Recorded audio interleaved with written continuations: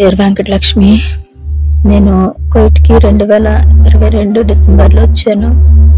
మరి కుటుంబ సమస్యలను బట్టి నా భర్త వల్ల నాకు ఆధారం లేదు. నాకు 3 బాబులండి. మరి నేను వారిని చిన్నప్పటి నుంచి కూడా కష్టపడి చదివించాను. మరి ఇప్పటి వరకు పెంచాను. పెద్ద బాబుకి వివాహం అయింది, 3 బిడ్డలు. మరి చిన్న వయసులోనే మేము మ్యారేజ్ చేసుకోవడం జరిగింది. మరి మా కుటుంబ సమస్యలు ఎక్కువ వచ్చాయండి. వస్తే ఆర్థికంగా మేము చాలా బాధలు పడి బయటకు వచ్చాను. మా బంధువులు ఆవిడే ఎందుకు అక్కడ ఉండడం, ఇక్కడికి రా, 1,00,000 రూపాయలు ఇస్తానని తీసుకొచ్చింది. తీసుకొచ్చి ఆమె ఇప్పుడు పట్టించుకోలేదండి. నేనున్న ఇంట్లోనే ఒక ఆవిడ ఉండేది, తెలుగు అమ్మాయి. ఆవిడని చాలా బాధ పెట్టారు. నేను వెళ్ళక ముందు నుంచి జీతం ఆపేశారంట. ఆమెను కొట్టేసేవారు, తిట్టేసేవారు. ఒకరోజు చాలా గట్టిగా కొట్టేశారు. ఫోన్ తీసేసుకున్నారు, ఎవరితో మాట్లాడించేవారు కాదు. నాకున్న వార్నింగ్ ఇచ్చారు వాళ్ళు, నువ్వు ఫోన్ ఇచ్చినా ఏం చేసినా నీ ఫోన్ కూడా తీసేసుకుంటామని చెప్పారు. కానీ నేను ఏం చేశానంటే, అమ్మాయి ఒక రోజు మాట్లాడకుండా పడిపోయింది. చాలా గట్టిగా విపరీతంగా కొట్టేశారు. కొడేస్తే నేను ఏం చేశానంటే, అమ్మాయి బాధోళ్ళకి ఏదైతే అయ్యిందనేసి నేను ఫోన్ చేశాను. ఫోన్ చేసి వాళ్ళ బంధువులకి వాళ్ళకి ఫోన్ చేసి నెంబర్లు తీసుకుని, అమ్మాయి రాసుకున్న నెంబర్లు ఉంటే చేశాను. చేసుకున్న కాడి నుంచి నా ఫోన్ కూడా తీసేశారు. వాళ్ళు వచ్చి ఆ అమ్మాయిని మరి విలేకరు ద్వారాగా అమ్మాయిని ఏం చేశారంటే తీసుకుని వెళ్ళిపోయారండి, డబ్బులు కట్టి. అమ్మాయి జీతం కూడా ఇవ్వలేదండి. జీతం కూడా ఆవిడకి మీ ఏజెంట్కి ఇచ్చేసాను ఈవిడ అన్నది. మరి ఏజెంట్ తీసేసుకున్నదో లేదో మరి ఆవిడకి ఇచ్చేసాను. ఖచ్చితంగా ఆవిడని అడిగితే ఇచ్చేసానని చెప్పింది. మరి ఇప్పుడు 2 నెలల నుంచి నా జీతం ఇవ్వట్లేదు.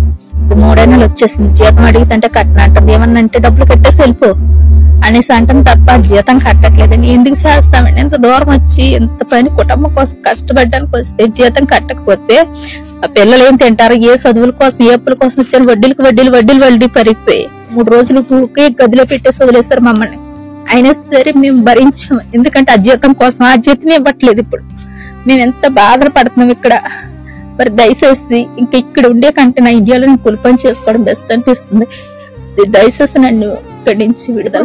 కాకినాడ జిల్లా ప్రతిపాడు నియోజకవర్గం ఏలేశ్వర మండలం లింగపర్తి గ్రామంలో ప్రతిపాడు నియోజకవర్గ జనసేన పార్టీ ఇన్ఛార్జ్ వరుపుల తమ్మయ్య బాబు జనసేన పార్టీ కార్యాలయం వద్ద ఉన్నాం. అయితే ఈ రోజు ఈ యొక్క కార్యాలయం దగ్గరికి ఏలేశ్వరం నగర పంచాయతీ వారిపేటకు సంబంధించిన పొగిరి వెంకటలక్ష్మి అనే ఆమె ఇటీవల కాలంలో గల్ఫ్ ప్రాంతానికి వెళ్ళింది. అక్కడి నుండి గల్ఫ్ కష్టాలు అనుభవిస్తుందో దానికి సంబంధించి వారి తల్లి, అలాగే కొడుకు, కోడలు, మనవడు వీళ్ళంతా కలిపి తమ్మయ్య బాబుని కలిసేందుకు ఇక్కడికి రావడం జరిగింది. దీనికి సంబంధించి అసలు ఈమె ఎలా వెళ్ళింది, ఎందుకని అక్కడ నిర్బంధించారు, ఆమె వస్తానంటే ఏమంటున్నారు అనే దాని గురించి క్లుప్తంగా చెప్పండి. అమ్మాయి వెళ్ళి సంవత్సరం అయిందండి. ఆ అమ్మాయికి 3 అబ్బాయిలండి. వాళ్ళ ఆయన గారు అందరినీ ఏమీ రాబడలేదండి. అతను అంత మళ్ళీ తాగేసి అటు ఇటు తిరుగుతాడు. ఆ పిల్లల్ని పెంచుకున్నాక ఇస్తారమని అప్పులు చేసుకుని పిల్లల్ని పెంచుకున్నదండి. పెంచుకుంటే ఇప్పుడు పని బాటలు లేవు అక్కడ. అప్పుల వాళ్ళందరూ వచ్చి ఆమెను అడుగుతుంటే ఆ అప్పులు ఎలా తీర్చుకోవాలో తెలియక ఆ అమ్మాయి మాకు చెప్పకుండా కోయిట్కి వెళ్ళిపోయిందండి. ఆ అమ్మాయి వెళ్ళేటప్పుడు కూడా కోయిట్కి వెళ్తుంది అనుకోలేదండి. వాళ్ళ అత్తారు రాజమండ్రి అండి, రాజమండ్రి వెళ్తుందేమో అనుకున్నామండి మేము. అనుకుంటే ఏంటి ఊరెళ్ళిన అమ్మాయి ఇంకా రాలేదు. అలాగని ఒక 15 రోజుల దాకా చూసామండి. ఫోన్లు కూడా చేయలేదండి ఒకటి మాకు. అప్పుడు 1 నెల పోయిన తర్వాత నేను కోయిట్లో ఉన్నాను, అందరూ బాగున్నారో లేదని ఫోన్ చేసిందండి. ఫోన్ చేసిన తర్వాత అలాగే ఉంటుందండి సంవత్సరం. తర్వాత మా అబ్బాయి కాలం చేసాడండి. నెల అయిందండి కాలం చేసి. హాస్పిటల్లో చాలా సీరియస్గా ఉంటుందంటే వీడియోలు తీసి పెట్టండి అమ్మ, నాకు తమ్ముడు చూడాలన్నదండి. వీడియో తీసి పెట్టిన తర్వాత తమ్ముడు చూడడానికి వచ్చేస్తానని ఆవిడ ఎంతగానో వేదన పడిందండి. అడుగుతున్నామండి. ఓకే అమ్మా, ఇది పరిస్థితి. ఇక్కడ అయితే మనం చూసాం గల్ఫ్ వెళ్ళి ఎన్ని కష్టాలు పడుతున్నారో. అక్కడ నుంచి వచ్చేయాలంటే రావడానికి ఎందుకు వీలు కావడం లేదనేది ఇటీవల కాలంలో మనం ఎక్కువగా సామాజిక మాధ్యమాల్లో చూడడం జరుగుతుంది. అలాగే ఇటీవల కొంతమందిని ఐటీ మినిస్టర్ నారా లోకేష్ వీళ్ళు కూడా రప్పించడం జరిగింది. ఇదే కోవలో మరొక సంఘటన ఏలేశ్వరంలో వెలుగు చూసింది. దీనికి సంబంధించి వాళ్ళ కోడలు ఎవరైతే ఉన్నారో తన అడిగి తెలుసుకుందాం. చెప్పండి అమ్మా, అసలు ఏం జరిగింది అండి? మా అత్తయ్య గారు గత 2 నెలల క్రితం ఫోన్ చేశారండి. అప్పుడు మా బాబాయ్ గారు కొంచెం నీరసంగా ఉన్నారు. అప్పుడు వచ్చేస్తానమ్మా, ఎల్లో టికెట్ వేస్తానన్నారు, నేను వచ్చేస్తాను, మళ్ళీ 1 నెల ఉన్న తర్వాత వెళ్తాను అని చెప్పారండి. మళ్ళీ తర్వాత ఏమైందో తెలియదండి. తర్వాత మా బాబాయ్ గారు రీసెంట్గా చనిపోవడం జరిగింది. నెక్స్ట్ మా అత్తయ్య గారికి తెలియడం జరిగింది. అప్పుడు కూడా పంపలేదండి. పంపుతాము అన్నారు. సరే పంపుతారు కదా అనేసి చూసామండి. ఈ లోపు ఆవిడకి హెల్త్ ఇష్యూ వచ్చిందండి. అది లేడీస్ ప్రాబ్లం, నెక్స్ట్ ఆవేశం, ఆవిడకి ముందు నుంచి ఆవేశం ఉండేదండి. దాంతో ఎక్కువైపోయిందండి. ఎక్కువైపోవడంతో వాళ్ళని హాస్పిటల్ తీసుకెళ్ళండి, నాకు బాగోలేదు, లేకపోతే టాబ్లెట్లు అన్నీ ఇవ్వండి అంటే ఆవిడని పట్టించుకునేవారు కాదండి. హాస్పిటల్కి కూడా తీసుకెళ్ళలేదన్నమాట. అంటే ఆ అమ్మాయి మీకు వీడియో పెట్టింది అన్నారు కదా, అలాగే చాలా మందికి ఆ వీడియో వచ్చింది. ఆ అమ్మాయి పెట్టిన వీడియోలో ఆ అమ్మాయి ఏమని చెప్పింది మీ అత్తగారు? పెట్టి వీడియోలో అండి ఆవిడకి హెల్త్ ఇష్యూ ఉందండి. ఇప్పుడు మీరు తమ్మయ్య బాబు గారి దగ్గరికి వచ్చారు కదా, ఆయన్ని కలిసి ఇదే చెప్పాలనుకుంటున్నారా? అవునండి, ఇదే చెప్పాలనుకుంటున్నాను. థ్యాంక్ యూ అమ్మా. ఇది పరిస్థితి. ఇక్కడైతే ఏదైతే గల్ఫ్ ప్రాంతానికి వెళ్ళిందో వెంకటలక్ష్మి, తనకన్నా ముందు ఒక మహిళ అక్కడ పనిచేస్తుంటే ఆ మహిళ ఏదైతే ఆ మహిళను అక్కడ ఉన్న యజమానులు ఏదైతే ఇబ్బందులు పెడుతున్నారో ఆ ఇబ్బందులను సహించలేని ఆ మహిళకు ఈ వెంకటలక్ష్మి సహాయం చేయడంతో ఆమె వెళ్ళిపోవడంతో ఈమెను పట్టుకొని ఈమె సెల్ల లాక్కొని ఎటువంటి హెల్త్ ఇష్యూస్ వచ్చినా కూడా వాటికి సహకరించకుండా ఈమె జీతం కూడా ఆపేసి అక్కడి నుండి ఇక్కడికి వచ్చి రావడానికి వీలు లేకుండా నిర్బంధించి ఆ నిర్బంధ బానిసత్వం చేయించుకుంటున్నారంటూ ఆమె వీడియోలో పెట్టడం జరిగింది. ఇది ఇటీవల కాలంలో చాలా వైరల్ గా కూడా మారింది. దీనికి సంబంధించి కొన్ని సోషల్ మీడియాలో కూడా రావడం జరిగింది. ఈ నేపథ్యంలో ఇక్కడ ప్రతిపాడు నియోజకవర్గ జనసేన పార్టీ ఇన్ఛార్జ్ ఒరుపుల తమ్మయ్య బాబు వీళ్ళని గౌరవించి ఈ విషయాన్ని పవన్ కళ్యాణ్ దృష్టికి తీసుకెళ్తాం, అలాగే మీకు సత్వర న్యాయం చేస్తామని కూడా వీళ్ళకి హామీ ఇవ్వడం జరిగిందన్నారు. అయితే మనం ఒరుపుల తమ్మయ్య బాబుని కూడా అడిగి తెలుసుకుందాం. దీనికి సంబంధించి తమ్మయ్య బాబు గారిని అడిగి తెలుసుకుందాం. చెప్పండి, అసలు వీళ్ళకి ఇటీవల కాలంలో ఈ యొక్క గల్ఫ్ కి సంబంధించిన కార్యక్రమాలు ఎక్కువగా జరుగుతున్నాయి, చాలా మంది ఇబ్బందులు పడుతున్నారు. ఇటీవల కొన్ని సామాజిక మాధ్యమాల్లో చూసి ఏదైతే తెలుగుదేశం ప్రభుత్వం, జనసేన అలాగే బీజేపీ కూటమిలో వచ్చిందో వెంటనే ఐటీ మినిస్టర్ నారా లోకేష్ కూడా ఇటీవల ఒక అతన్ని ఇక్కడికి మన ఇండియా రప్పించడం జరిగింది. దీనికి సంబంధించి ఏ విధంగా అప్రోచ్ అవ్వగలరంట? ఈ వెంకటలక్ష్మి అనే ఆవిడ పాపం బతుకు తెరువు కోసం కువైట్ వెళ్ళడం జరిగిందండి. అది కూడా మనకు తెలియదు. అమ్మాయి అక్కడ చాలా కష్టాలు పడుతున్నట్టు ఒక వీడియో మెసేజ్ ద్వారా ఇక్కడికి ఓ మెసేజ్ రావడం జరిగింది.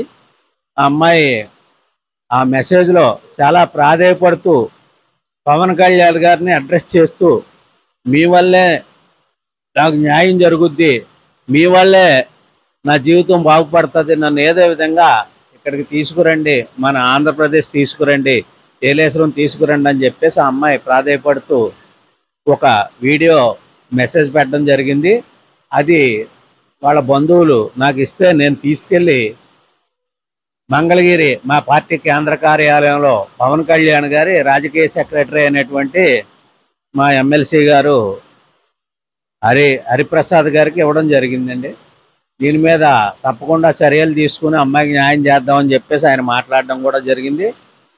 మరి ఈ రోజున నిజంగా ఇటువంటి మహిళా సోదరిమణులందరికీ కూడా నా అడ్వైజ్ ఏంటంటే, దూరపు కొండలు నునుపని ఈ కువైట్ కానివ్వండి, దుబాయ్ కానివ్వండి, రకరకాల అక్కడికి వెళ్ళి లక్షల రూపాయలు సంపాదించేద్దామని చెప్పేసి అక్కడికి వెళ్ళి జీవితాన్ని పాడు చేసుకుంటా ఉన్నారు. అదంతా ఒక రంగుల ప్రపంచం. అక్కడ స్త్రీకి రక్షణ లేదు. అందులో మన భారతీయ స్త్రీలంటే మరీ లోకువ. అక్కడ తీసుకెళ్లేటువంటి పనికి ఒక విధంగా ఉంటాయి, ఇక్కడ లోకల్ ఏజెంట్లు. అక్కడికి వెళ్ళిన తర్వాత మరి చేయాల్సినటువంటి పనులు ఇంకో విధంగా ఉంటాయి. చాలా దారుణమైన పరిస్థితుల్లో అక్కడ నీచాతి నీచంగా హీనంగా బతుకుతున్నటువంటి స్థితి. మరి మీరు అందరూ కూడా కల్లో గంజి తాగుతూ ఇక్కడే 10 రూపాయలు సంపాదించుకొని ప్లాన్ చేసుకోవాలి తప్పించి, ఈ రోజున ప్రభుత్వాలు స్త్రీకి ఆర్థికపరమైన స్వాతంత్రం ఉండాలి, స్త్రీ ఖచ్చితంగా ఆర్థికంగా ఎదగాలని చెప్పేసి ఈ డ్వాక్రా సంఘాలు కానివ్వండి, అలాగే బ్యాంకుల నుంచి రుణాలు కానివ్వండి, రకరకాలైన స్కీములు ప్రవేశపెట్టడం జరిగింది. అలాగే ప్రభుత్వం కూడా ఈరోజు మహిళా సోదరిమణులకు ఈ యొక్క ఫైనాన్స్ బడ్జెట్ లేకుండా ఉండే విధంగా మరి అమ్మఒడి అని గతంలో ఇచ్చేవారు. ఇప్పుడు బాలికా సంరక్షణ అని కానివ్వండి, లేకపోతే స్త్రీ మూలధనం అని ఏదో రకరకాలైనటువంటి కార్యక్రమాలు పెట్టి స్త్రీని ఆర్థికంగా ముందుకు తీసుకొచ్చే విధంగా ప్రభుత్వాలు పనిచేస్తూ ఉన్నాయి.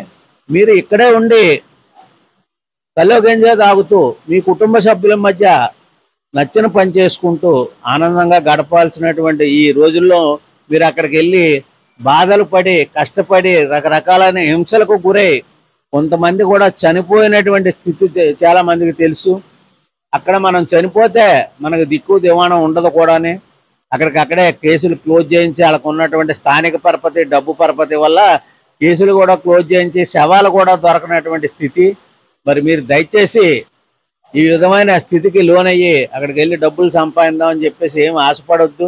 ఈ అమ్మాయికి ఈ పొగిరి వెంకటలక్ష్మి ఎవరైతే ఉన్నారో దాదాపుగా 10 రోజుల నుంచి మన ప్రతిపాడు కాన్స్టిట్యున్సీ మన ఏలేశ్వరం మున్సిపాలిటీ కాబట్టి ఈ అమ్మాయికి ఖచ్చితంగా జనసేన పార్టీ తరఫున పూర్తిగా సహాయ సహకారాలు అందించి అమ్మాయిని ఇక్కడ తీసుకురావడానికి మేము ప్రయత్నం చేస్తాం.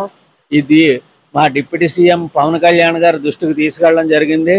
తొందరలోనే ఆయన దీని మీద స్పందించి మరి ఈ యొక్క సెంట్రల్ గవర్నమెంట్తో మాట్లాడి ఈ విదేశీ ఏదైతే మన ఛాంబర్ ఏదైతే ఉందో ఎంబసీకి మాట్లాడి దుబాయ్లో ఉన్న కువైట్లో ఉన్నటువంటి మన ఎంబసీ అధికారులతో మాట్లాడి ఆ అమ్మాయిని ఇక్కడికి రప్పించే విధంగా మరి కార్యక్రమం తప్పకుండా చేస్తాం.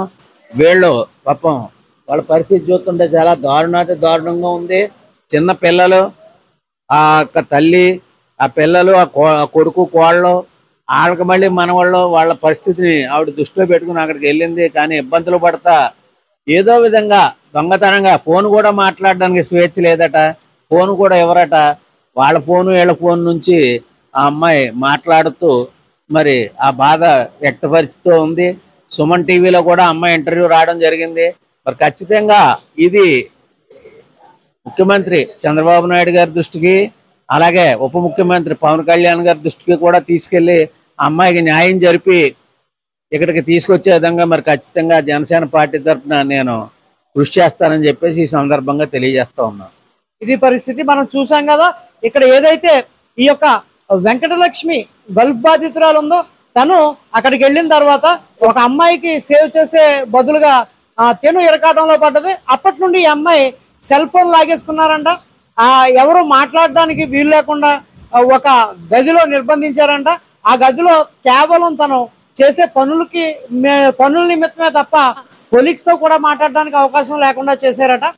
ఇలాగా మా మీడియా ఛానల్స్ కన్నా ముందు జనసేన పార్టీ ఇన్ఛార్జ్ ఒరుపుల తమ్మయ్య బాబు ఎవరైతే ఉన్నారో తనకి ఈ యొక్క వీడియో మెసేజ్ పంపించింది. అనంతరం కొన్ని ఛానల్స్ లో అలాగే ఇప్పుడు మా అధికార న్యూస్ ని కూడా అప్రోచ్ అవడం జరిగింది. ఏదేమైనప్పటికీ ఇటువంటి పరిస్థితులు ఎవరో తెచ్చుకోవద్దని కూడా తమ్మయ్య బాబు గారు తెలపడం జరిగింది. అంతేకాకుండా ఈ అమ్మాయిని తీసుకొచ్చే దానికి తప్పనిసరిగా ఎవరైతే రాష్ట్ర ముఖ్యమంత్రి నారా చంద్రబాబు నాయుడు, డిప్యూటీ సీఎం పవన్ కళ్యాణ్, అలాగే ఐటీ మినిస్టర్ లోకేష్ వీళ్ళందరికీ కూడా తెలియజేసి తీసుకొచ్చే బాధ్యత చెప్తామని చెప్పేసి తమ్మయ్య బాబు గారు చెప్పడం జరిగింది. మంగళగిరిలో పవన్ కళ్యాణ్ ఆఫీసులో పవన్ కళ్యాణ్ రాజకీయ కార్యదర్శి అలాగే ప్రస్తుత ఎమ్మెల్సీ హరిప్రసాద్ ఆయన దృష్టికి తీసుకెళ్ళడం జరిగింది. ఆయన పవన్ కళ్యాణ్ దృష్టికి తీసుకెళ్తానని కూడా హామీ ఇవ్వడం జరిగింది. ఈ కోవలో ఆ అమ్మాయికి న్యాయం జరుగుతుందని వేచి చూద్దాం. Thank you very much. Cameraman Nadigatla వెంకన్నతో అధికార న్యూస్.